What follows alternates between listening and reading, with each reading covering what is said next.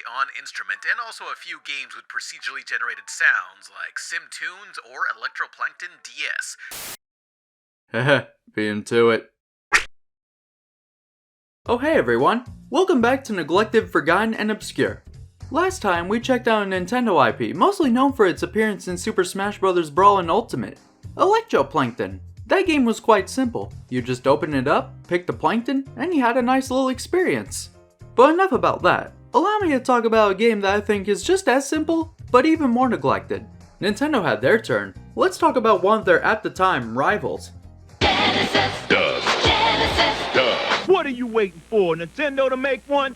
But are you ready for the future? Think out in my curious. It's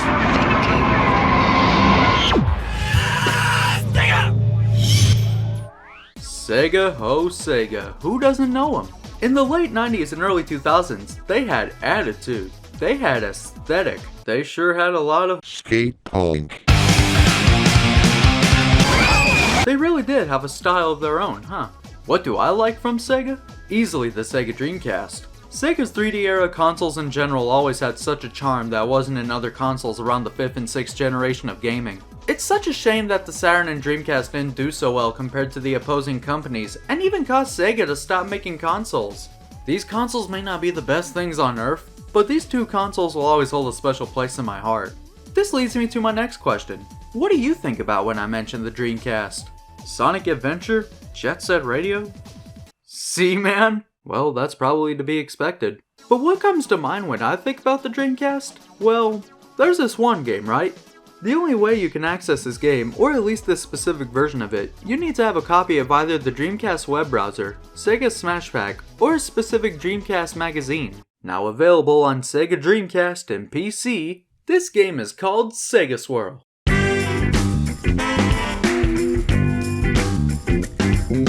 You're probably thinking to yourself, what am I looking at? There's not much going on. What's with the Comic Sans? And to that I say, yes. It looks simple. Let me talk about Sega Swirl's history for a bit. Sega Swirl was made by Scott Hawkins for Windows PC, Shockwave, Palm OS in collaboration with Codefire, and most notably the Sega Dreamcast in collaboration with Tremor Entertainment. Scott Hawkins has actually had some history with Sega. According to an interview on Dreamcast Live, Scott has made stuff like the PC ports of classic Sega games like Echo the Dolphin and Comic Zone. The guy has also had a bit of history with porting games to the Dreamcast, such as the aforementioned Sega Smash Pack and Quake 3 Arena. You can tell this guy has done a lot of porting, though he's also the guy behind the concept of Karaoke Revolution. So that's very cool as well. So how is Scott when it comes to creating a full-on game? Well, I'd say he played it safe. He kept it simple, and I respect that big time. Scott had an after-hours passion project being worked on. He was inspired from attending game conferences, specifically a session on puzzle game design. After 3 weeks of progress, Scott came in with a prototype of his new game to show to his boss, and he liked it and told Scott to keep working on it. A gimmick that really got the train rolling was being able to play with others via email, and so when the president of Sega of Japan showed up, Scott showed off his playable demo. The result ended with Sega of Japan's president repeatedly slamming his fist on the desk, telling Scott that his little game needed to be on the Dreamcast by Thanksgiving. That's how you know he was on a roll. Scott would then team up with Tremor Entertainment to make his first party Sega game a reality, and while it didn't make it on time for Thanksgiving, they managed to get the game shipped in December, and that game was called Sega Swirl. I'll be looking at all specific versions of Sega Swirl, and just get silly with it, starting with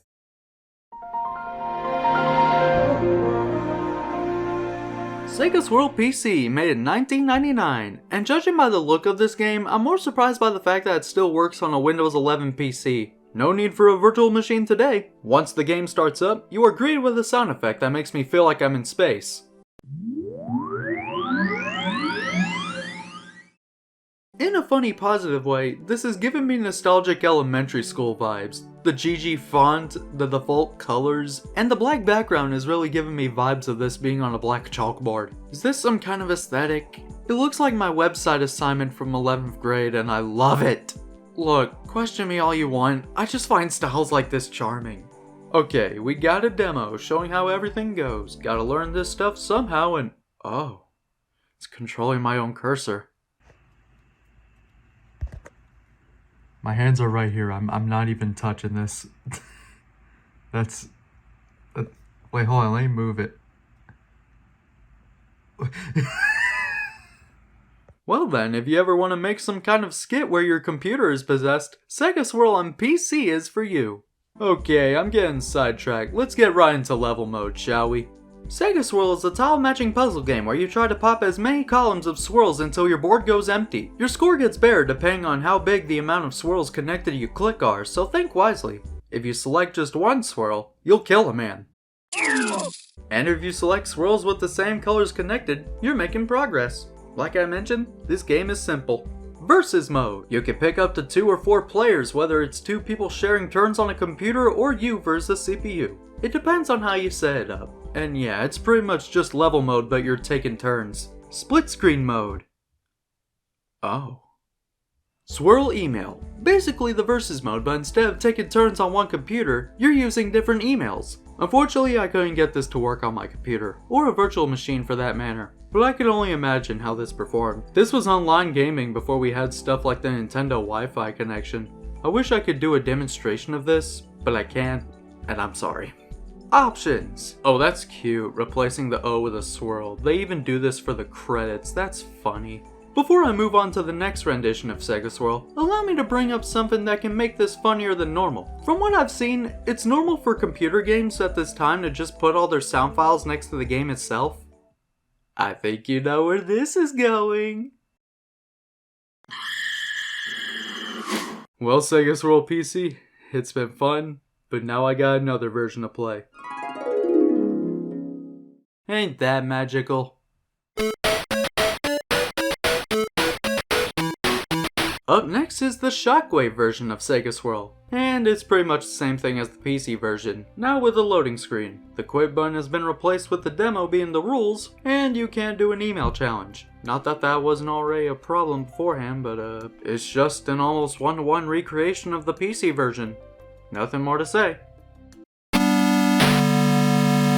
Now for the Palm OS version of Sega Swirl made in 2001. Currently, the only version I can find of this game online is the light version. Yes, there is a full version of this. Why? It's none of my business. I can only assume it's because of Sega and their console market not doing so hot, but even then, these kinds of games did cost a bit at the time. However, I was able to find a price for the full version, and you'd think for something as simple as Sega Swirl it wouldn't cost all that much.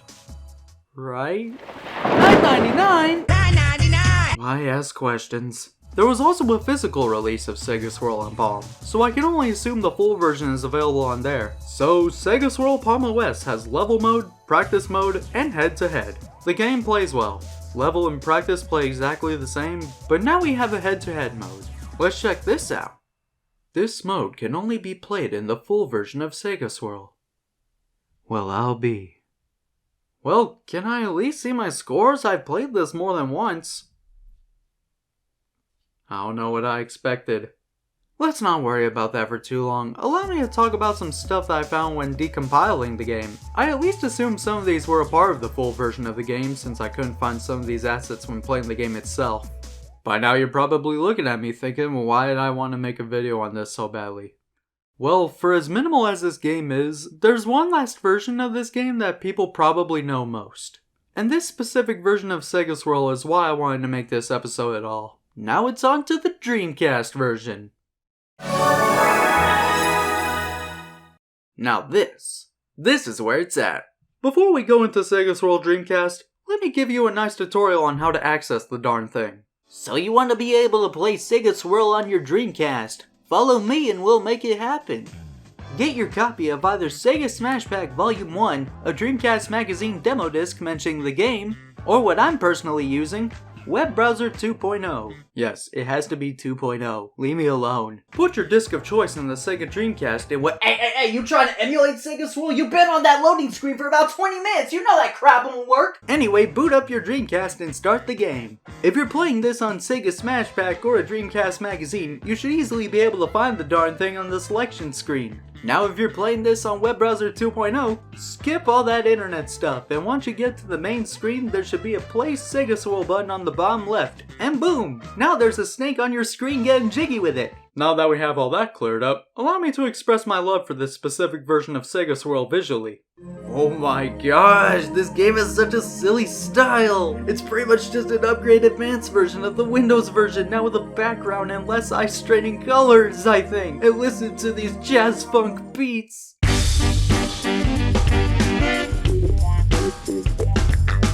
Don't even get me started on the turntable! Musically, I always associated Sega with hard rock and hip hop, as well as the breakbeat and big beat stuff you see on Jet Set Radio. So seeing a new genre is always nice. So how is Sega Swirl Dreamcast? It's a goodie! Truly a simple but a wonderful experience. The menu is much more organized. There are 2 new challenges. I'm having fun. Simple game challenge. You're just playing a simple level of Sega Swirl. That do be it. And split screen, the mode we couldn't access on the PC version. It's basically just the versus mode, but you have a goal score for everyone to reach. Everyone will have separate boards of tiles, and whoever gets to the goal first wins. Truly a competitive experience. Oh yeah, how can I talk about Sega Swirl and not bring up the funny little snake in the middle? Meet Swirly the Snake, a little orange snake who taunts you depending on how many swirls you pop in the game. Scott mentioned that the development team went through various choices for a mascot from a spider to a lemur. I believe they couldn't have made a much more perfect choice than the snake. Like, look at the design of this guy. It's like they made a creature out of the little Dreamcast spiral. Like, how could you not love that? I love this little guy. Say what you want, Swirly is my definitive Dreamcast mascot. Sonic the Hedgehog? He's everywhere. Hidekazu Yukawa? Sure, why not? Dreamcasco? Okay, that one's actually badass. But yeah, in the simplest of ways, Swirly ought to be the most Dreamcast you can get. So what can I say about this version of Sega Swirl? Well, it's a blast. And while it can be said for the other versions, this game can be quite addictive. And other people have thought the same thing, such as Electronic Gaming Monthly. Huh.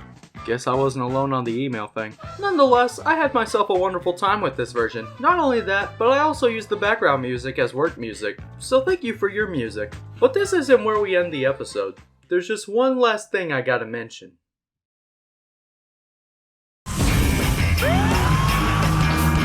GameTap offers you hundreds of the greatest video games, including Sam & Max and Myst Online, Uru Live. And now your first month is just 99 cents. Go to GameTap.com. Some games rated EDT, not all games rated by the ESRB. The year is 2006. A subscription online video game service has entered the scene, and it was called GameTap. And at one point, there was a game exclusive to the service. It was none other than Sega Swirl 2.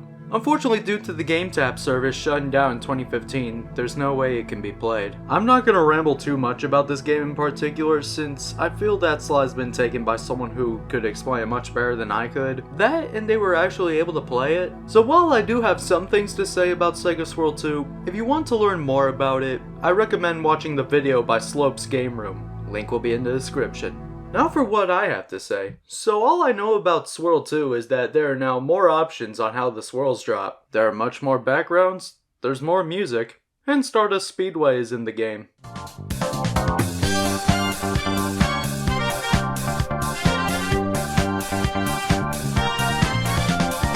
There was also more music in Sega Swirl 2 from a band called Kinetic. Unfortunately, I can't find any uploads of them online aside from the 2 samples on Sega Swirl's website, which I'll play right now. Take this from me, please take it away. Unlock these chains and tear down the walls. Open the shades and let in the lights. Won't you show me?